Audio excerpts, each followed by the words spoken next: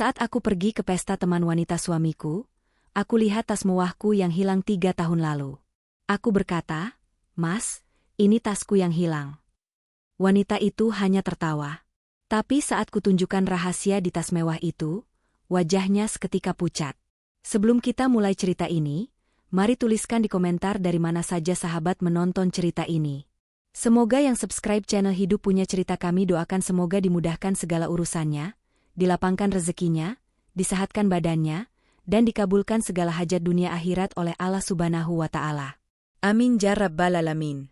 Sekarang mari kita mulai ceritanya. Aku sebenarnya tidak pernah suka pesta. Bukan karena aku antisosial atau sok misterius.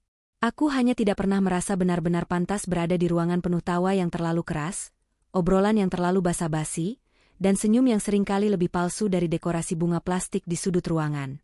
Tapi malam itu aku ikut juga. Karena suamiku memintanya dengan nada ringan, seolah ini hal kecil yang tidak pantas ditolak. "Cuma kumpul kecil kok," katanya sambil mengenakan jam tangannya. "Teman-teman lama." Aku mengangguk. Selalu mengangguk. Sudah 3 tahun terakhir aku belajar mengangguk tanpa banyak bertanya. Pesta itu diadakan di rumah seseorang yang bahkan aku sendiri tidak terlalu kenal.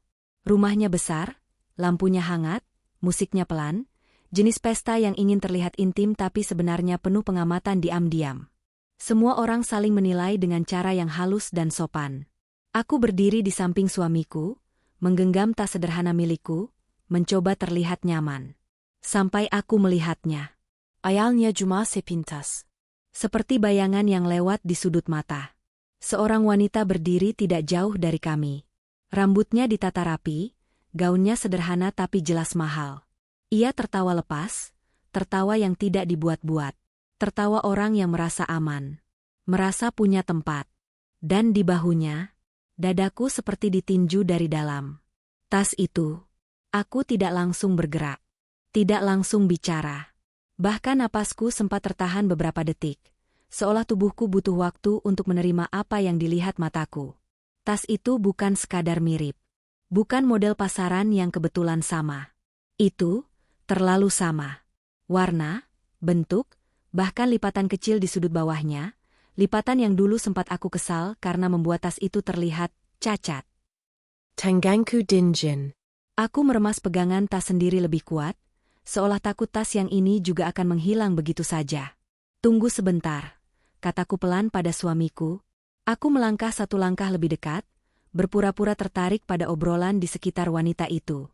Jantungku berdetak terlalu cepat. Kepalaku penuh dengan suara yang saling bertabrakan. Mungkin cuma mirip. Merek itu banyak yang punya. Kamu berlebihan. 3 tahun lalu, tas itu hilang. Aku masih ingat betul hari itu. Pagi yang biasa saja. Rumah yang ramai karena beberapa teman suamiku datang. Aku sibuk di dapur, keluar masuk, tertawa kecil, merasa hidupku baik-baik saja. Sore harinya, tas itu tidak ada. Kami mencarinya. Katanya mungkin lupa taruh. Katanya mungkin tertinggal di mobil. Katanya mungkin memang sudah waktunya aku ikhlas. Dan aku ikhlas. Setidaknya aku berpura-pura. Sekarang tas itu ada di hadapanku. Dipakai oleh wanita yang terlihat terlalu nyaman berada di dekat suamiku. Aku menoleh ke arah suamiku. Ia sedang berbicara dengan seseorang, wajahnya santai, bahkan sempat tersenyum kecil ke arah wanita itu. Senyum singkat, refleks, tapi cukup untuk membuat perutku mual. Aku mendekat. "Maaf," kataku pelan pada wanita itu, saat obrolannya mereda. "Aku cuma mau nanya." Ia menoleh padaku, menilai dari ujung rambut sampai ujung kaki dalam 1 detik yang terasa seperti 1 menit. "Iya," katanya ringan. Aku menunjuk tas di bahunya. Tanganku gemetar, tapi aku memaksakan suara tetap stabil. "Mas, itu tas aku yang dulu hilang." Suasana di sekeliling kami seperti melambat. Wanita itu menatapku, lalu tertawa. Bukan tertawa kaget. Bukan tertawa bingung. Tapi tertawa yang santai, sedikit meremehkan, seolah aku baru saja melontarkan lelucon yang tidak lucu. "Hah?" katanya sambil tertawa kecil. Serius. Beberapa orang menoleh. Aku bisa merasakan mata-mata mereka mulai mengamati. "Modelnya memang umum kok," lanjutnya. Banyak yang punya. Aku tersenyum kaku. Aku benci senyum itu. Senyum perempuan yang dipaksa terlihat waras di tengah perasaan yang sedang kacau. Mungkin, jawabku pelan. Tapi tas itu sangat mirip dengan punyaku. Ia mengangkat bahu, lalu kembali tertawa. Oh, jampun. Jangan-jangan semua yang pakai tas model ini nanti dibilang punya kamu juga. Beberapa orang ikut tertawa kecil. Aku merasakan wajahku panas. Aku menoleh ke suamiku, mencari sesuatu, bantuan, pembelaan, atau setidaknya tatapan yang mengatakan aku di pihakmu. Yang kudapat hanya ekspresi canggung. Udah, katanya pelan, mendekat ke arahku. Kamu kebawa Pereson. Jangan bikin suasana jadi nggak enak. Kalimat itu menusuk lebih dalam dari yang ia sadari.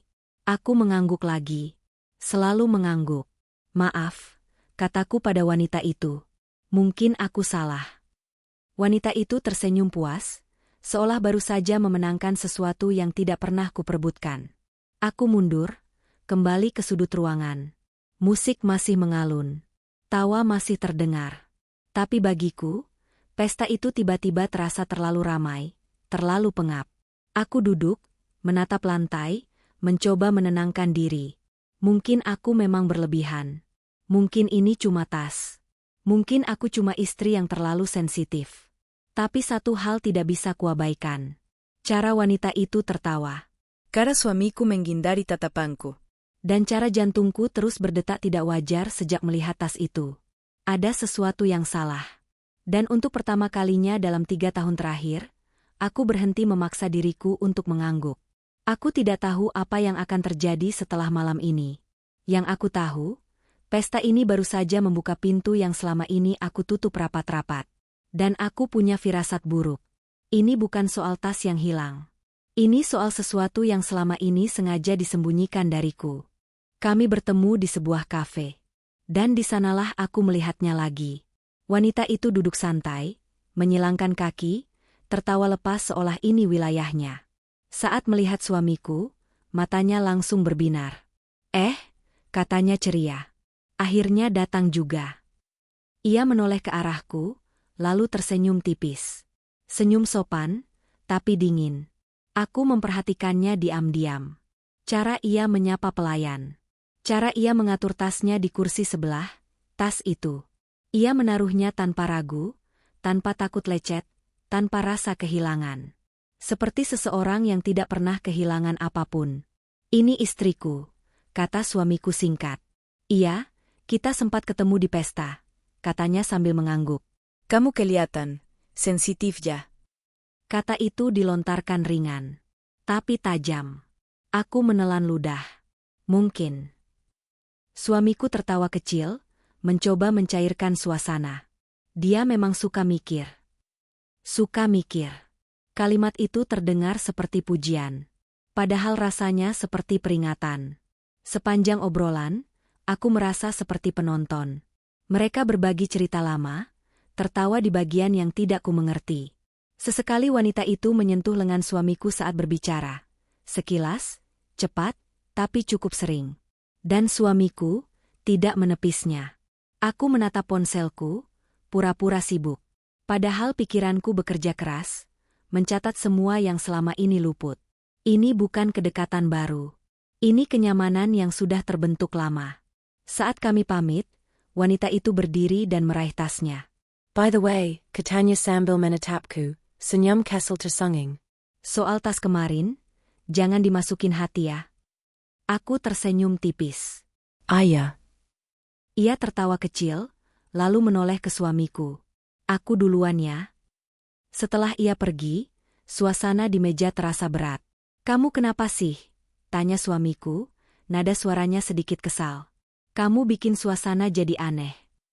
Aku menatapnya. Benar-benar menatap. Aneh menurut kamu, atau mengganggu? Tanyaku pelan. Ia terdiam.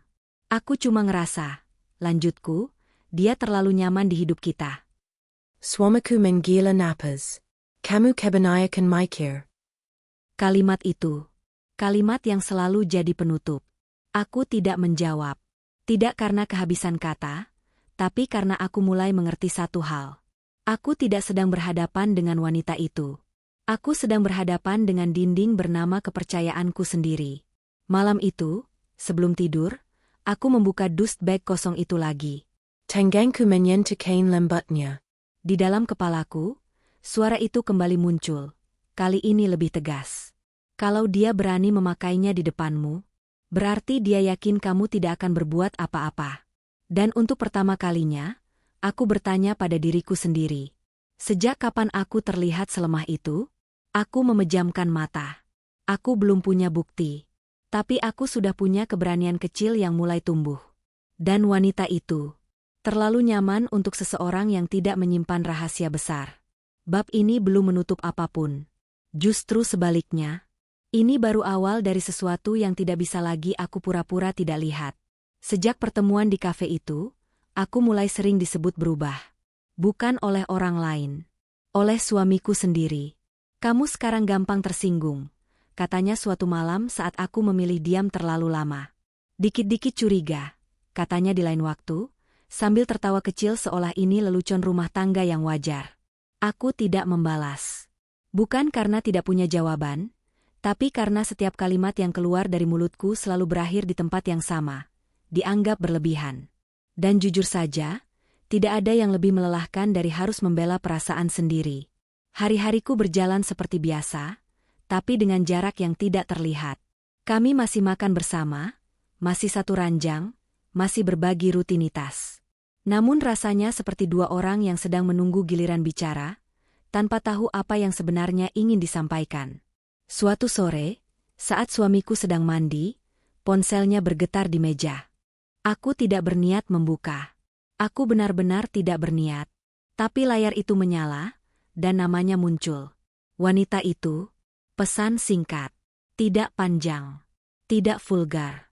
Tapi cukup akrab. Kamu lupa bawa jaket kemarin? Nanti aku balikin.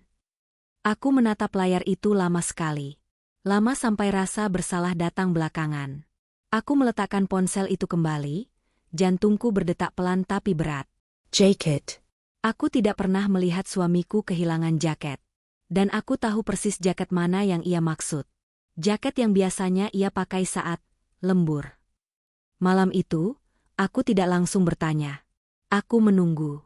Menunggu apakah ia akan bercerita sendiri. Ia tidak. Saat aku akhirnya membuka suara, suaraku tenang.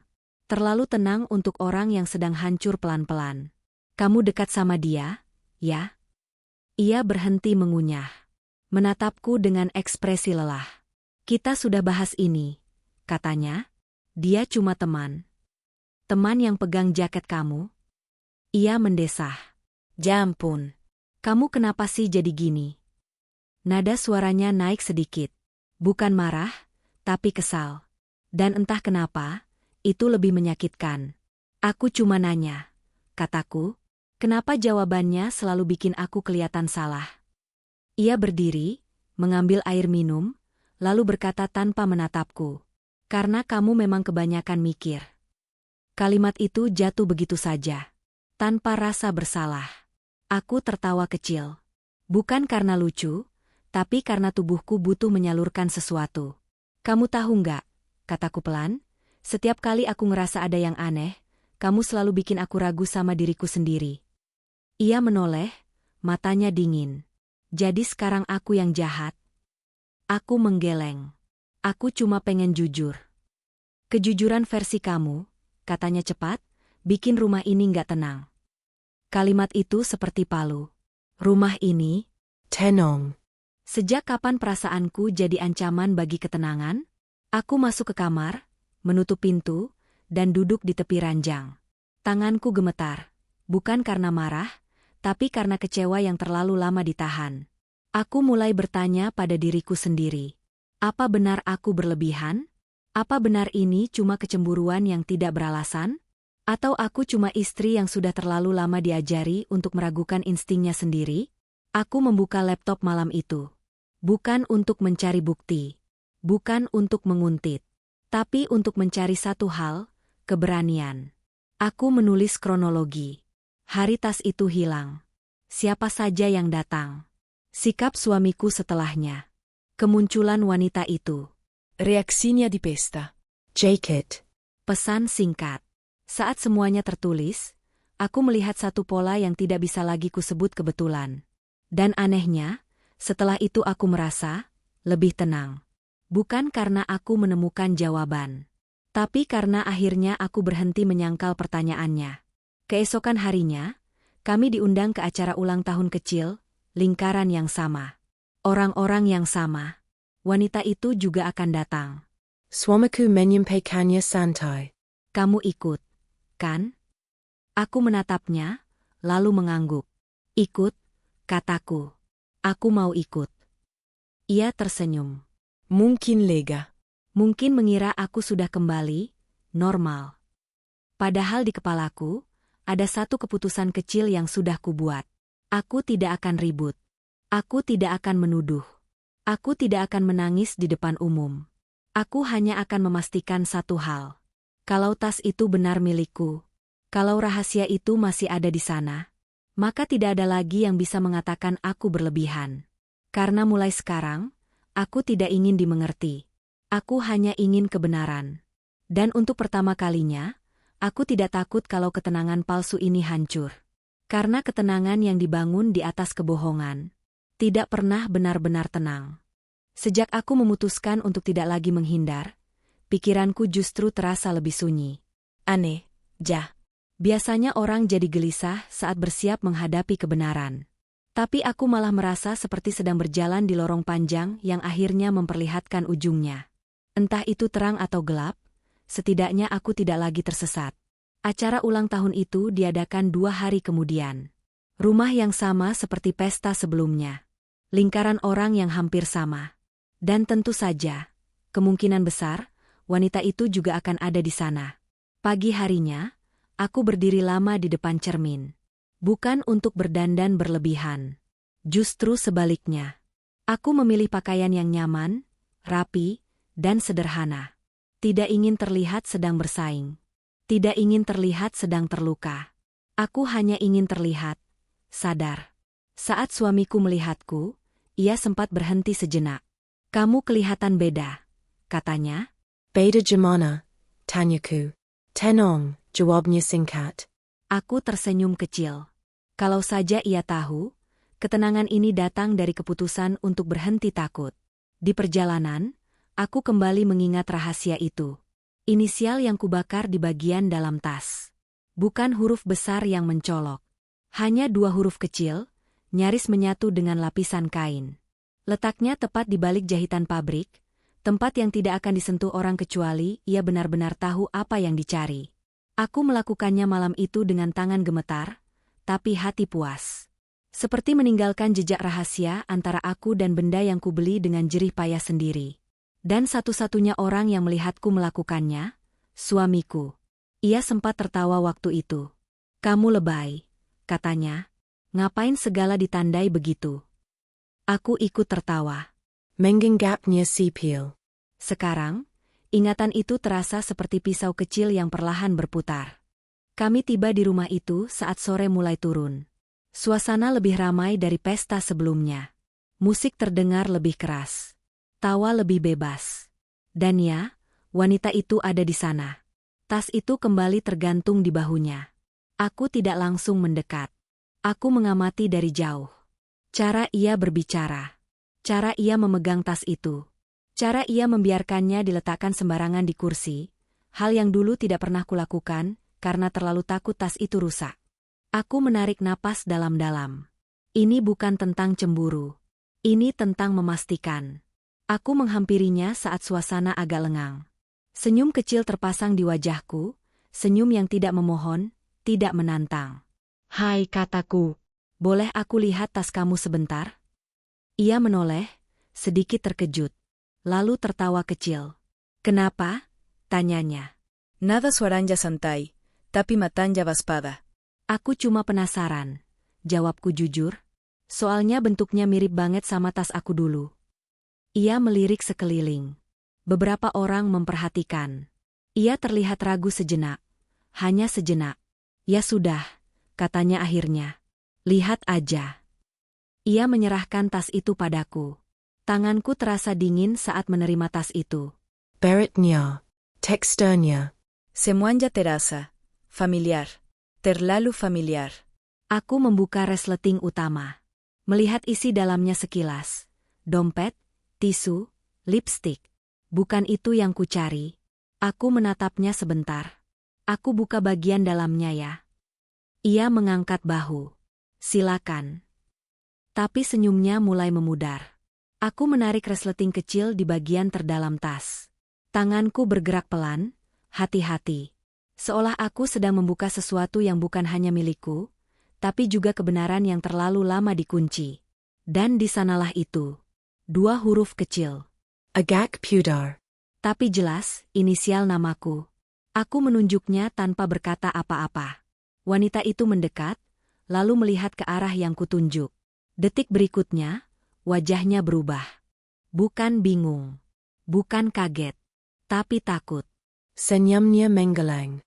Warna wajahnya memucat. Tangannya refleks meraih tas itu, lalu berhenti di tengah jalan. Apa? Apa itu?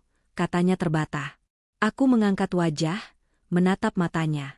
Itu, jawabku pelan, tanda yang aku buat sendiri.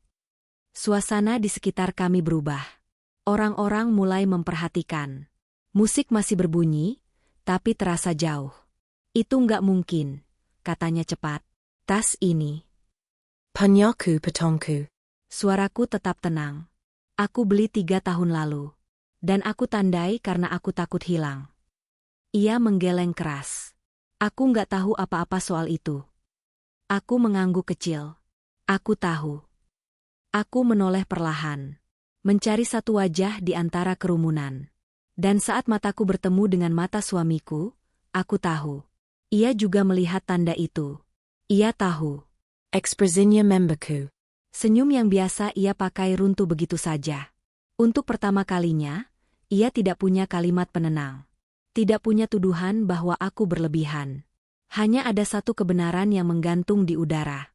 Tas itu bukan ditemukan. Tas itu bukan kebetulan. Dan satu-satunya orang yang tahu rahasia kecil itu. Berdiri beberapa langkah dariku. Aku menutup tas itu perlahan dan mengembalikannya ke wanita itu. Aku cuma mau memastikan, kataku pelan, tanganku tidak gemetar lagi. Karena rahasia itu, yang tak pernah kuceritakan ke siapapun, akhirnya berbicara sendiri. Dan malam itu, aku sadar. Yang paling berat bukan kehilangan tas itu. Yang paling berat adalah menyadari. Aku selama ini mempercayai orang yang salah. Tidak ada yang benar-benar siap menghadapi kebenaran, bahkan saat kita merasa sudah menyiapkan diri. Setelah aku mengembalikan tas itu ke tangannya, suasana di sekeliling kami seperti menegang. Bukan hening yang dramatis, tapi hening yang canggung, jenis keheningan yang membuat orang-orang pura-pura sibuk dengan gelas minuman mereka, sambil telinga diam-diam menajam. Wanita itu memeluk tasnya erat-erat, seperti orang yang baru saja hampir kehilangan sesuatu. Matanya bergerak gelisah, mencari pegangan. Dan pegangan itu, aku tahu, adalah suamiku. Ia berdiri tidak jauh dari kami. Terlalu dekat untuk tidak terlibat, terlalu jauh untuk langsung turun tangan. Wajahnya pucat. Rahangnya mengiras. Untuk pertama kalinya sejak aku mengenalnya, ia terlihat ketahuan. Aku mendekat 1 langkah ke arahnya. Mas, kataku pelan, tapi cukup jelas. Kamu ingat tanda itu, kan? Kalimat itu sederhana, tidak mengandung tuduhan. Tidak ada teriakan. Tapi efeknya seperti bom kecil. Beberapa orang mulai benar-benar menoleh. Nama suamiku disebut. Dan dalam lingkaran sosial seperti ini, satu nama yang disebut dengan nada serius sudah cukup untuk membuat suasana berubah. Suamiku menilon luda. Kita ngomong di rumah aja, katanya cepat. Aku menggeleng. Kenapa harus di rumah? Wanita itu memotong, suaranya sedikit naik. Ini nggak ada hubungannya sama kamu. Aku menoleh padanya. Justru ini sepenuhnya ada hubungannya sama aku. Ia terdiam. Aku bisa melihat ketakutan di matanya sekarang. Bukan takut kehilangan tas. Tapi takut kehilangan cerita yang selama ini ia bangun. Aku menoleh lagi ke suamiku. Aku bikin tanda itu malam kamu ada di rumah. Kamu ketua. Kamu bilang aku lebay. Aku tersenyum tipis. Kalau tas itu bukan dari kamu, gimana ceritanya dia bisa pakai tas dengan tanda yang cuma kamu tahu?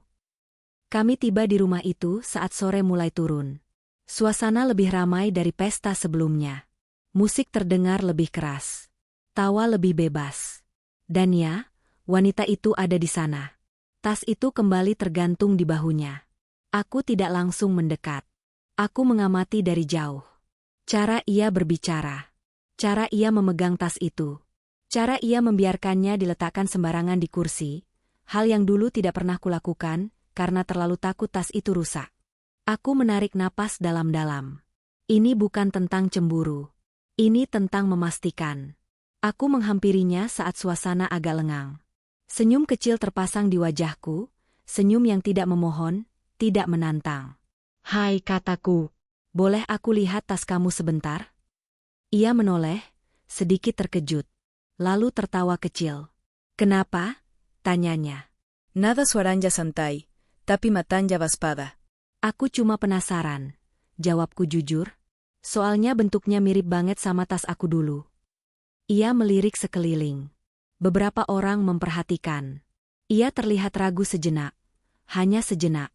"Ya sudah," katanya akhirnya. "Lihat aja." Ia menyerahkan tas itu padaku. Tanganku terasa dingin saat menerima tas itu. Beretnya. Texturnya. Semuanya terasa familiar. Terlalu familiar. Aku membuka resleting utama. Melihat isi dalamnya sekilas. Dompet, tisu, lipstik. Bukan itu yang kucari. Aku menatapnya sebentar. "Aku buka bagian dalamnya ya." Ia mengangkat bahu. "Silakan." Tapi senyumnya mulai memudar. Aku menarik resleting kecil di bagian terdalam tas. Tanganku bergerak pelan, hati-hati.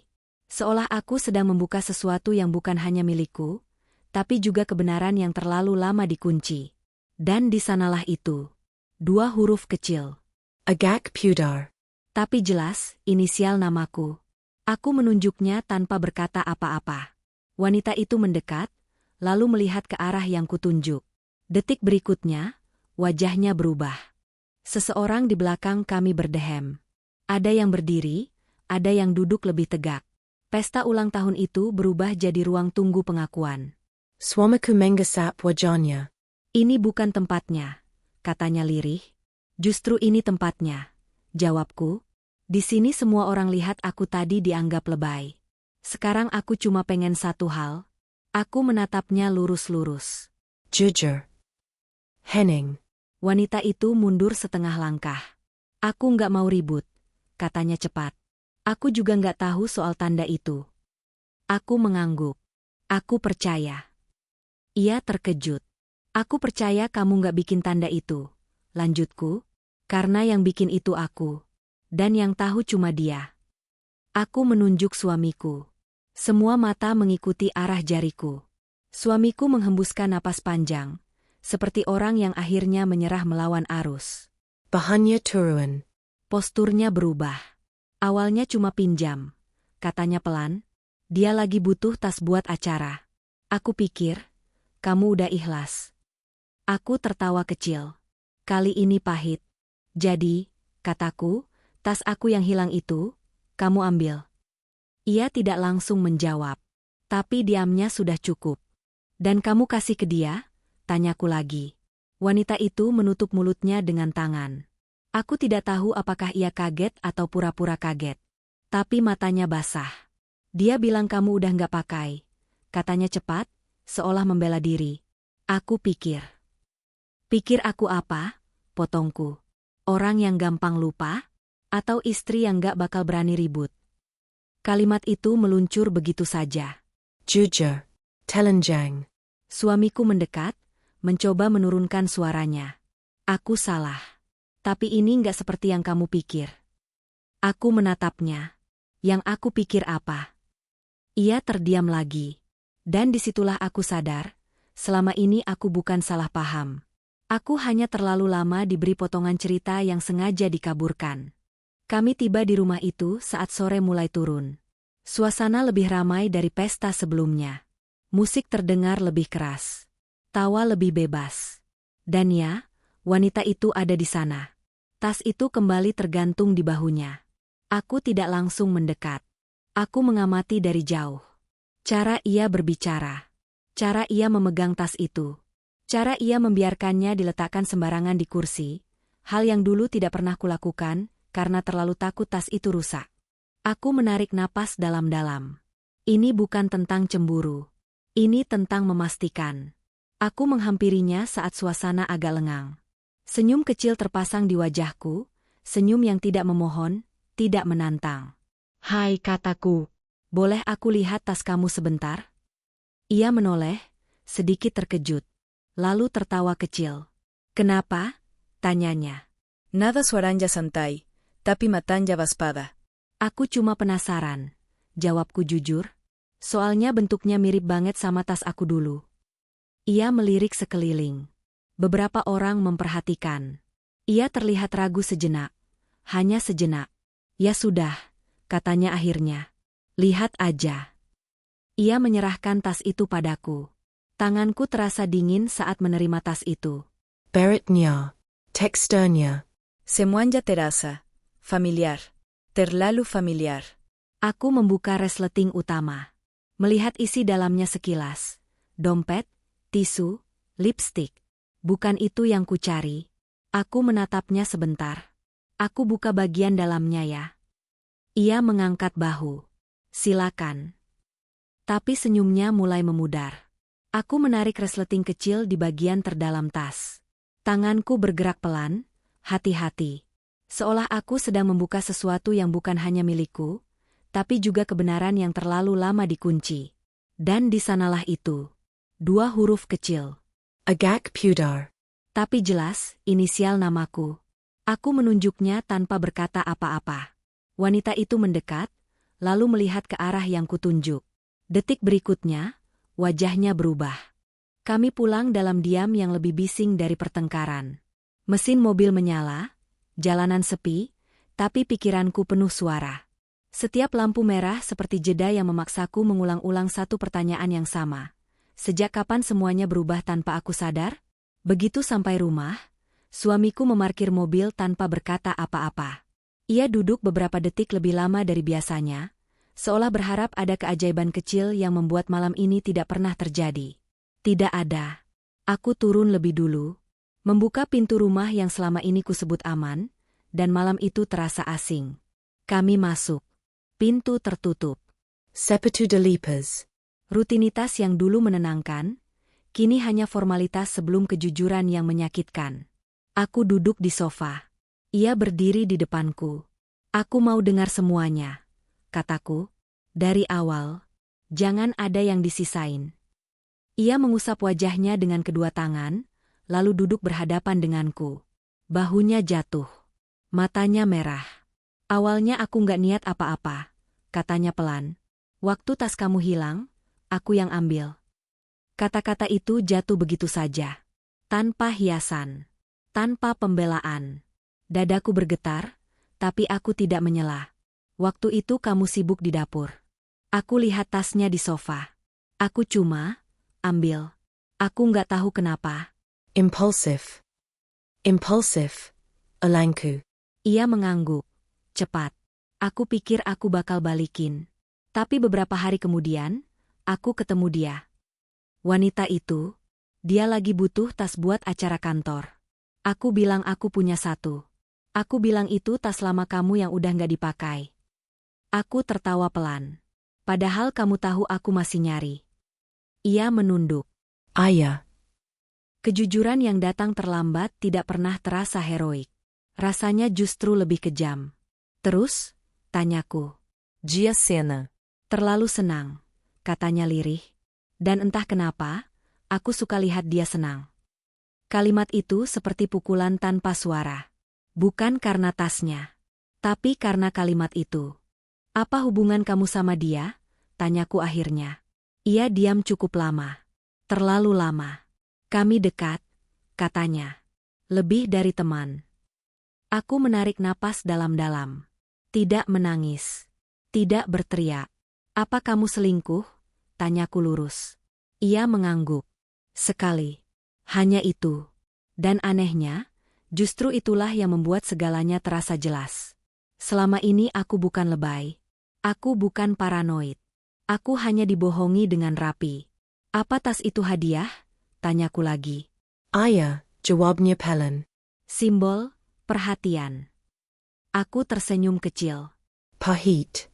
Simbol pengkhianatan, kataku. Ia menangis sekarang. Bahannya berjuta. Tapi aku tidak bangkit. Tidak menyentuh. Tidak menghibur. Karena selama ini aku selalu jadi orang yang menghibur. Kenapa kamu gak jujur dari awal? Tanyaku. Ia menggeleng, terisak. Aku takut kehilangan kamu. Aku menatapnya lama. Kamu kehilangan aku saat kamu memilih bohong. Kataku. Bukan malam ini. Hening lagi. Aku berdiri. Melangkah ke kamar. Membuka lemari. Mengeluarkan dust bag kosong itu. Aku kembali ke ruang tamu dan meletakkannya di meja. Kamu tahu apa yang paling nyakitin? Tanyaku. Ia menggeleng. Bukan tasnya. Bukan wanitanya, kataku. Tapi kamu bikin aku ragu sama diriku sendiri. Kamu bikin aku merasa gila. Air matanya jatuh lagi. Aku mengangguk kecil, seperti menegaskan pada diriku sendiri. Malam ini, lanjutku, aku nggak minta keputusan. Aku cuma minta satu hal. Ia menatapku penuh harap. Jangan bohong lagi, kataku, karena setelah ini, kebohongan sekecil apapun, cuma akan mempercepat akhirnya. Ia mengangguk cepat. Aku janji. Aku tidak menanggapi janji itu. Aku masuk ke kamar, mengunci pintu, dan duduk di lantai. Pungungku bersandar keskiviikko ranjang. Baru di sana air mataku jatuh. Bukan karena ingin ia melihat, tapi karena akhirnya aku boleh merasakan semuanya. Malam itu, aku sadar satu hal yang paling pahit. Orang yang paling aku percaya adalah orang yang paling mudah mengkhianatiku. Dan setelah kebenaran diucapkan dengan jelas, tidak ada lagi yang bisa kembali seperti semula. Yang tersisa hanya dua pilihan. Bertahan di atas reruntuhan, atau berani berjalan pergi. Dan aku belum tahu pilihan mana yang akan kuambil. Tapi untuk pertama kalinya, aku tidak lagi bingung siapa yang salah. Dan itu, anehnya, memberiku sedikit kekuatan. Aku tidak tidur malam itu. Bukan karena aku menangis terus-menerus, tapi karena pikiranku terlalu jernih untuk sekadar terpejam. Kejelasan yang datang setelah kebenaran diucapkan tidak pernah ramah. Ia dingin. Ia tajam. Dan ia tidak memberi ruang untuk berpura-pura. Dari balik pintu kamar yang terkunci, aku masih bisa mendengar langkah kaki suamiku. Ia mondar-mandir. Duduk. Berdiri. Lalu diam lama. Seperti seseorang yang baru sadar rumahnya sedang runtuh, tapi belum tahu bagian mana yang harus ditahan. Aku tidak keluar. Untuk pertama kalinya dalam pernikahan kami, aku memilih diriku sendiri, meski hanya dengan mengunci pintu. Pagi datang tanpa permisi. Aku membuka pintu kamar dengan mata sembab, tapi punggungku tegak. Suamiku duduk di meja makan. Kopi di depannya sudah dingin. Matanya merah, rambutnya berantakan. Ia menoleh cepat saat melihatku. Kita perlu ngobrol. Kita sudah ngobrol. Jawabku singkat. Ia berdiri. Aku mau memperbaiki ini. Aku menatapnya. Lama. Dalam. Kamu tahu kenapa ini nggak bisa langsung diperbaiki? Tanyaku. Ia menggeleng pelan. Karena yang kamu rusak itu bukan kepercayaan biasa. Kataku. Kamu rusak rasa amanku.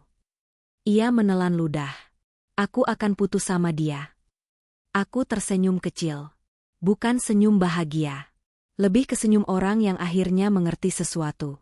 Kamu putus karena ketahuan. Kataku. Bukan karena sadar. Kalimat itu membuatnya terdiam.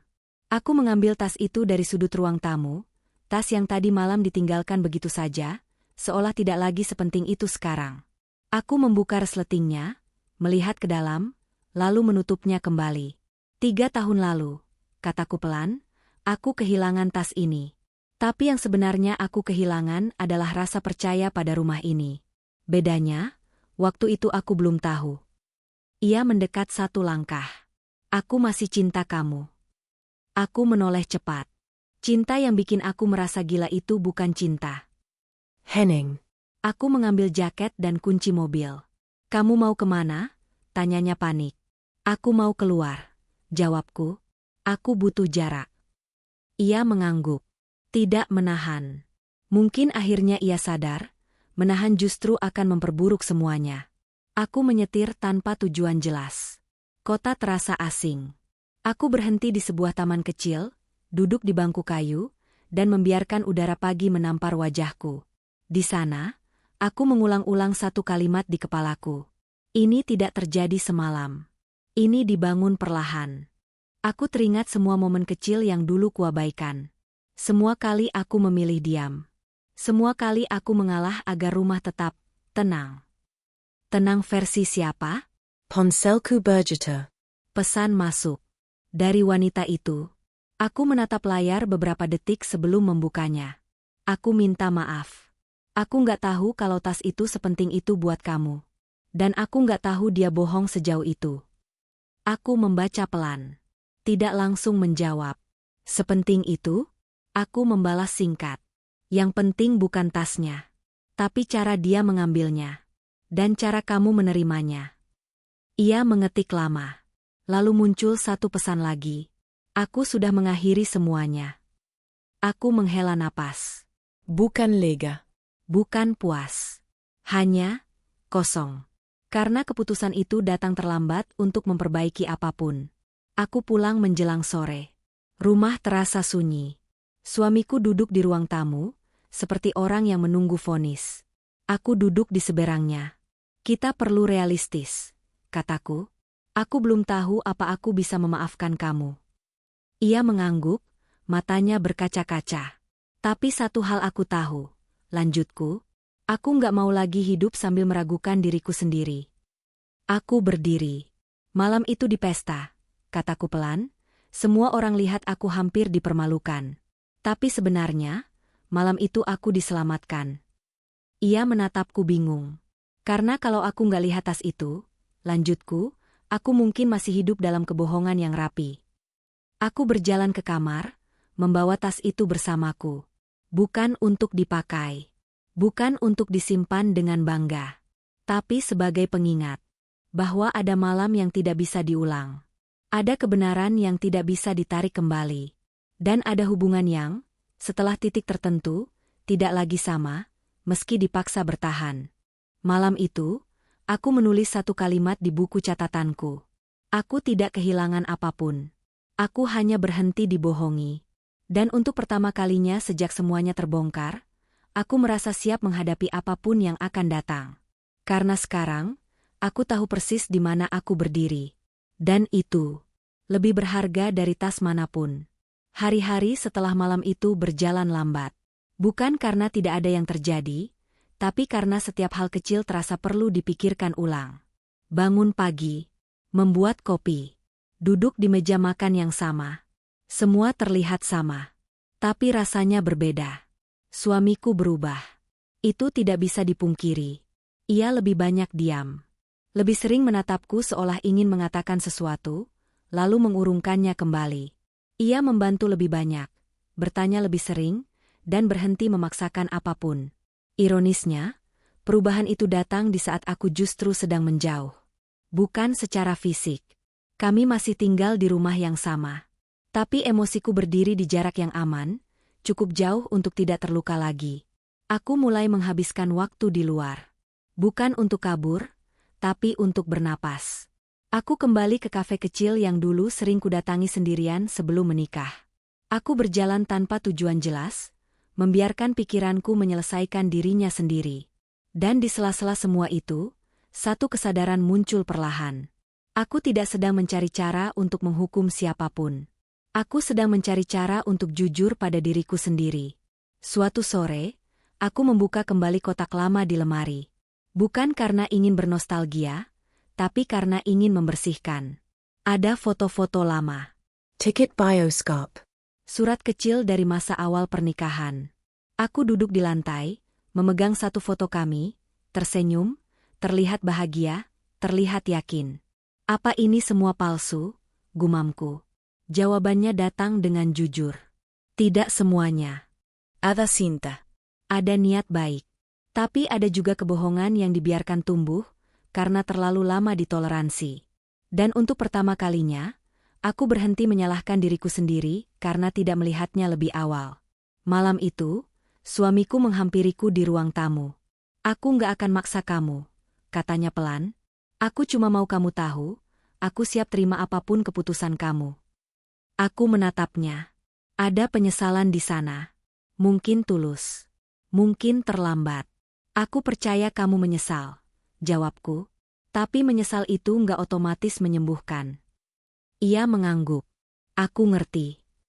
Aku melanjutkan, aku butuh waktu. Dan mungkin, aku butuh hidup sendiri sebentar.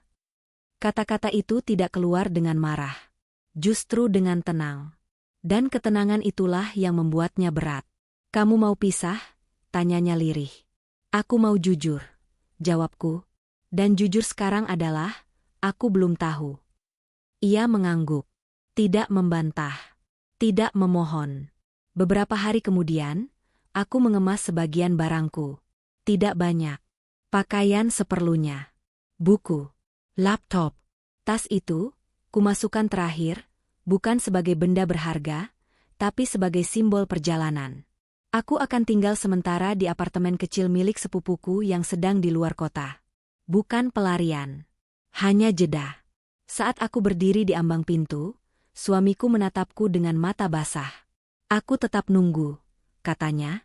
Aku tersenyum tipis. Jangan nunggu aku. Tunggu versi diri kamu yang jujur. Aku melangkah pergi tanpa drama. Tanpa teriakan. Tanpa pintu dibanting. Dan di dalam mobil, aku menyadari sesuatu yang sederhana tapi penting. Aku tidak hancur. Aku sedang dibangun ulang. Di apartemen itu, aku mulai menulis lagi. Menulis semua yang kupendam. Menulis tanpa menyensor perasaan. Marah. Kesawa. Takut. Lega.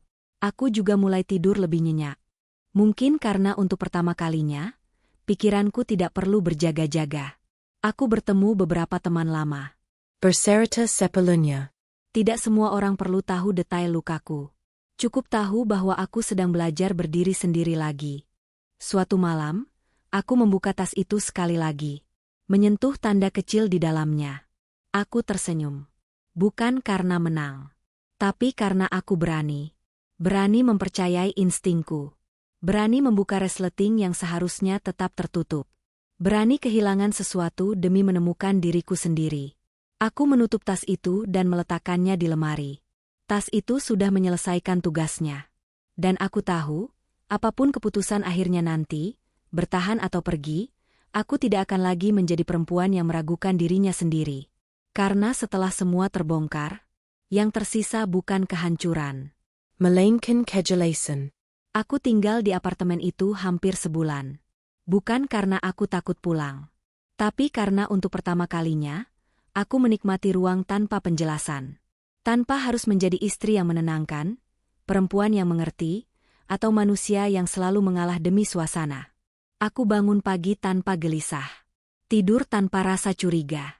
Menangis kalau ingin, tertawa kalau mampu. Dan di sela-sela hari yang sunyi itu, satu hal menjadi semakin jelas. Aku tidak sedang sendirian. Aku sedang utuh. Suamiku menghubungiku beberapa kali. Tidak memaksa. Tidak merayu berlebihan. Pesannya sederhana, konsisten, dan jujur. Aku lagi belajar jujur sama diri sendiri. Apapun keputusan kamu nanti, aku terima. Aku membaca pesan itu berkali-kali. Bukan karena bimbang, tapi karena aku akhirnya bisa membedakan antara rasa kasihan dan rasa hormat. Aku memutuskan bertemu dengannya. Bukan untuk rujuk. Bukan untuk bertengkar. Tapi untuk menutup satu bab dengan benar. Kami bertemu di tempat netral, kafe kecil yang tidak menyimpan kenangan apapun. Ia datang lebih awal. Terlihat lebih kurus. Lebih tenang. Kamu kelihatan kuat, katanya pelan. Aku tersenyum kecil. Karena aku berhenti melawan perasaanku sendiri. Kami duduk berhadapan. Tidak ada sentuhan. Tidak ada nostalgia yang dipaksa. Aku mau jujur, kataku. Aku sudah memikirkan semuanya. Ia mengangguk, siap menerima apapun. Aku memaafkan kamu. lanjutku. Bukan supaya kita kembali. Tapi supaya aku tidak membawa marah ini ke hidupku selanjutnya. Air matanya jatuh. Tapi ia tersenyum. Sedih, tapi menerima. Aku tidak bisa melanjutkan pernikahan ini, kataku pelan. Bukan karena aku benci. Tapi karena aku menghargai diriku sendiri. Ia mengangguk. Tidak menyela. Tidak memohon. Kamu layak dapat kesempatan memperbaiki dirimu, kataku, dan aku layak dapat hidup tanpa rasa ragu. Kami berpisah dengan tenang. Tidak ada janji palsu. Tidak ada drama. Dan anehnya, itu terasa cukup. Aku pulang ke apartemen, mengambil tas itu dari lemari. Untuk terakhir kalinya, aku membuka resletingnya, menyentuh tanda kecil di dalamnya. Lalu aku tersenyum. Aku memutuskan menjual tas itu. Bukan karena butuh uang. Tapi karena aku tidak ingin menyimpan simbol luka sebagai trofi. Tas itu sudah membawaku ke kebenaran. Dan sekarang, tugasku adalah melangkah maju tanpa beban. Beberapa minggu kemudian, aku pindah ke tempat baru. Hidup baru. Ritme baru. Aku mulai merencanakan hal-hal kecil. Kelas menulis, perjalanan singkat, proyek yang dulu selalu kutunda. Suatu sore, aku menulis satu kalimat terakhir di buku catatanku. Aku tidak kehilangan apapun. Aku hanya berhenti memegang sesuatu yang tidak lagi jujur padaku. Aku menutup buku itu, menatap jendela, dan tersenyum. Bukan senyum kemenangan, tapi senyum orang yang akhirnya pulang. Bukan ke rumah lama, melainkan ke dirinya sendiri. Malam itu, aku menulis satu kalimat di buku catatanku. Aku tidak kehilangan apapun. Aku hanya berhenti dibohongi. Dan untuk pertama kalinya sejak semuanya terbongkar, aku merasa siap menghadapi apapun yang akan datang. Karena sekarang, aku tahu persis di mana aku berdiri. Dan itu lebih berharga dari tas manapun. Hari-hari setelah malam itu berjalan lambat. Bukan karena tidak ada yang terjadi, tapi karena setiap hal kecil terasa perlu dipikirkan ulang. Bangun pagi, membuat kopi. Duduk di meja makan yang sama. Semua terlihat sama. Tapi rasanya berbeda. Suamiku berubah. Itu tidak bisa dipungkiri. Ia lebih banyak diam. Lebih sering menatapku seolah ingin mengatakan sesuatu, lalu mengurungkannya kembali. Ia membantu lebih banyak, bertanya lebih sering, dan berhenti memaksakan apapun. Ironisnya, perubahan itu datang di saat aku justru sedang menjauh. Bukan secara fisik. Kami masih tinggal di rumah yang sama. Tapi emosiku berdiri di jarak yang aman, cukup jauh untuk tidak terluka lagi. Aku mulai menghabiskan waktu di luar. Bukan untuk kabur, tapi untuk bernapas. Aku kembali ke kafe kecil yang dulu sering kudatangi sendirian sebelum menikah. Aku berjalan tanpa tujuan jelas, membiarkan pikiranku menyelesaikan dirinya sendiri. Dan di sela-sela semua itu, satu kesadaran muncul perlahan. Aku tidak sedang mencari cara untuk menghukum siapapun. Aku sedang mencari cara untuk jujur pada diriku sendiri. Suatu sore, aku membuka kembali kotak lama di lemari. Bukan karena ingin bernostalgia, tapi karena ingin membersihkan. Ada foto-foto lama. Ticket bioscope. Surat kecil dari masa awal pernikahan. Aku duduk di lantai, memegang satu foto kami, tersenyum, terlihat bahagia, terlihat yakin. Apa ini semua palsu? Gumamku. Jawabannya datang dengan jujur. Tidak semuanya. Ada cinta. Ada niat baik. Tapi ada juga kebohongan yang dibiarkan tumbuh, karena terlalu lama ditoleransi. Dan untuk pertama kalinya, aku berhenti menyalahkan diriku sendiri karena tidak melihatnya lebih awal. Malam itu, suamiku menghampiriku di ruang tamu. Aku nggak akan maksa kamu, katanya pelan. Aku cuma mau kamu tahu, aku siap terima apapun keputusan kamu. Aku menatapnya. Ada penyesalan di sana. Mungkin tulus. Mungkin terlambat. Aku percaya kamu menyesal, jawabku. Tapi menyesal itu nggak otomatis menyembuhkan. Ia mengangguk. Aku ngerti. Aku melanjutkan, aku butuh waktu. Dan mungkin, aku butuh hidup sendiri sebentar. Kata-kata itu tidak keluar dengan marah. Justru dengan tenang. Dan ketenangan itulah yang membuatnya berat. Kamu mau pisah? Tanyanya lirih. Aku mau jujur, jawabku. Dan jujur sekarang adalah, aku belum tahu. Ia mengangguk. Tidak membantah. Tidak memohon. Beberapa hari kemudian, aku mengemas sebagian barangku. Tidak banyak. Pakaian seperlunya. Buku. Laptop. Tas itu, kumasukkan terakhir, bukan sebagai benda berharga, tapi sebagai simbol perjalanan.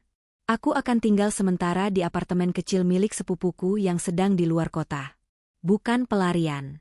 Hanya jeda. Saat aku berdiri di ambang pintu, suamiku menatapku dengan mata basah. Aku tetap nunggu, katanya. Aku tersenyum tipis. Jangan nunggu aku. Tunggu versi diri kamu yang jujur. Aku melangkah pergi tanpa drama. Tanpa teriakan. Tanpa pintu dibanting. Dan di dalam mobil, aku menyadari sesuatu yang sederhana tapi penting. Aku tidak hancur. Aku sedang dibangun ulang. Di apartemen itu, aku mulai menulis lagi. Menulis semua yang kupendam. Menulis tanpa menyensor perasaan. Mara. Kesawa. Takut. Lega. Aku juga mulai tidur lebih nyenyak. Mungkin karena untuk pertama kalinya, pikiranku tidak perlu berjaga-jaga. Aku bertemu beberapa teman lama. Berserta sepelunya. Tidak semua orang perlu tahu detail lukaku. Cukup tahu bahwa aku sedang belajar berdiri sendiri lagi. Suatu malam, aku membuka tas itu sekali lagi. Menyentuh tanda kecil di dalamnya. Aku tersenyum. Bukan karena menang. Tapi karena aku berani. Berani mempercayai instingku. Berani membuka resleting yang seharusnya tetap tertutup. Berani kehilangan sesuatu demi menemukan diriku sendiri. Aku menutup tas itu dan meletakkannya di lemari. Tas itu sudah menyelesaikan tugasnya. Dan aku tahu, apapun keputusan akhirnya nanti, bertahan atau pergi, aku tidak akan lagi menjadi perempuan yang meragukan dirinya sendiri. Karena setelah semua terbongkar, yang tersisa bukan kehancuran. Melainkan kejelasan. Aku tinggal di apartemen itu hampir sebulan. Bukan karena aku takut pulang. Tapi karena untuk pertama kalinya, aku menikmati ruang tanpa penjelasan. Tanpa harus menjadi istri yang menenangkan, perempuan yang mengerti, atau manusia yang selalu mengalah demi suasana. Aku bangun pagi tanpa gelisah. Tidur tanpa rasa curiga. Menangis kalau ingin, tertawa kalau mampu. Dan di sela-sela hari yang sunyi itu, satu hal menjadi semakin jelas. Aku tidak sedang sendirian. Aku sedang utuh. Suamiku menghubungiku beberapa kali. Tidak memaksa. Tidak merayu berlebihan. Pesannya sederhana, konsisten, dan jujur. Aku lagi belajar jujur sama diri sendiri. Apapun keputusan kamu nanti, aku terima. Aku membaca pesan itu berkali-kali. Bukan karena bimbang, tapi karena aku akhirnya bisa membedakan antara rasa kasihan dan rasa hormat. Aku memutuskan bertemu dengannya. Bukan untuk rujuk. Bukan untuk bertengkar. Tapi untuk menutup satu bab dengan benar. Kami bertemu di tempat netral, kafe kecil yang tidak menyimpan kenangan apapun. Ia datang lebih awal. Terlihat lebih kurus. Lebih tenang. Kamu kelihatan kuat, katanya pelan.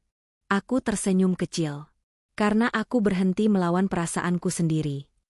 Kami duduk berhadapan. Tidak ada sentuhan. Tidak ada nostalgia yang dipaksa. Aku mau jujur, kataku. Aku sudah memikirkan semuanya. Ia mengangguk, siap menerima apapun. Aku memaafkan kamu, lanjutku. Bukan supaya kita kembali. Tapi supaya aku tidak membawa marah ini ke hidupku selanjutnya. Air matanya jatuh. Tapi ia tersenyum. Sedih, tapi menerima. Aku tidak bisa melanjutkan pernikahan ini, kataku pelan. Bukan karena aku benci, tapi karena aku menghargai diriku sendiri. Ia mengangguk. Tidak menyela. Tidak memohon. Kamu layak dapat kesempatan memperbaiki dirimu, kataku. Dan aku layak dapat hidup tanpa rasa ragu. Kami berpisah dengan tenang. Tidak ada janji palsu. Tidak ada drama. Dan anehnya, itu terasa cukup. Aku pulang ke apartemen, mengambil tas itu dari lemari. Untuk terakhir kalinya, aku membuka resletingnya, menyentuh tanda kecil di dalamnya. Lalu aku tersenyum. Aku memutuskan menjual tas itu. Bukan karena butuh uang. Tapi karena aku tidak ingin menyimpan simbol luka sebagai trofi. Tas itu sudah membawaku ke kebenaran. Dan sekarang, tugasku adalah melangkah maju tanpa beban. Beberapa minggu kemudian, aku pindah ke tempat baru. Hidup baru. Ritme baru. Aku mulai merencanakan hal-hal kecil. Kelas menulis, perjalanan singkat, proyek yang dulu selalu kutunda. Suatu sore, aku menulis satu kalimat terakhir di buku catatanku. Aku tidak kehilangan apapun. Aku hanya berhenti memegang sesuatu yang tidak lagi jujur padaku. Aku menutup buku itu, menatap jendela, dan tersenyum. Bukan senyum kemenangan, tapi senyum orang yang akhirnya pulang. Bukan ke rumah lama, melainkan ke dirinya sendiri.